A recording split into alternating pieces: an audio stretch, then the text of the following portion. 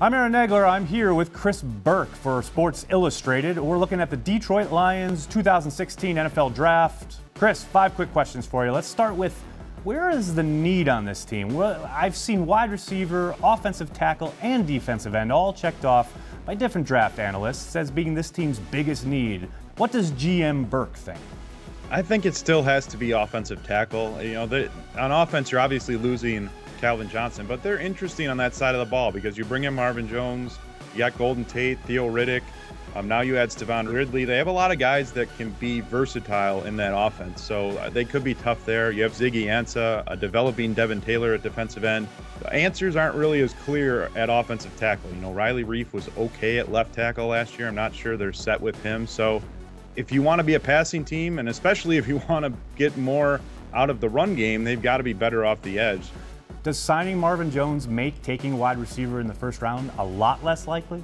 I think it makes it less likely for sure. The one thing about the guys that I mentioned there, and especially Marvin Jones, Golden Tate, you're missing that guy that can go up really and get passes. And we know Matthew Stafford likes to take some chances in double, triple coverage, likes to throw it down the field and let his receiver go get it.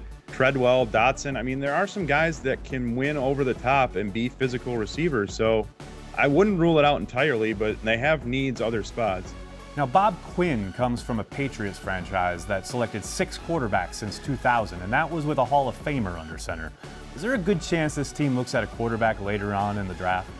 If Connor Cook's there in round 2, I don't think you can totally take that off the board for the Lions, but more realistically, you're probably looking later. Maybe Dak Prescott is someone they go after in round 3. Kevin Hogan, Jacoby Brissett, those type of guys that probably aren't going to be long-term starters in the NFL, but can help you, can at least give you something better than Dan Orlovsky as your backup in time. Now, flipping over to the defensive side, a lot has been made about the defensive tackle depth in this draft. Who are some guys the Lions could target on days 2 or 3? I think Javon Hargrave, whom I just saw at South Carolina State's Pro Day, would be a nice fit for them. Willie Henry, local guy from Michigan, is another one. Some of those big bodies, but guys that can penetrate inside.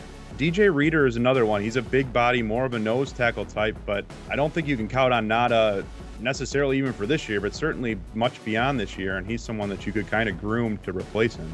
Do the Lions need to address the linebacker position just as insurance after DeAndre Levy missed all but 1 game in 2015?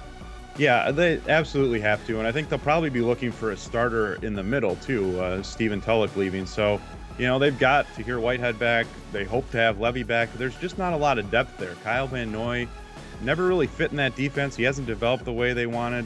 Maybe you plug in Josh Bynes here and there, but they don't have much depth. Bob Quinn's talked over and over again about that being his #1 priority, not necessarily to find superstars, but to improve this team up and down the roster, and that's without question one of their weakest spots from a depth perspective.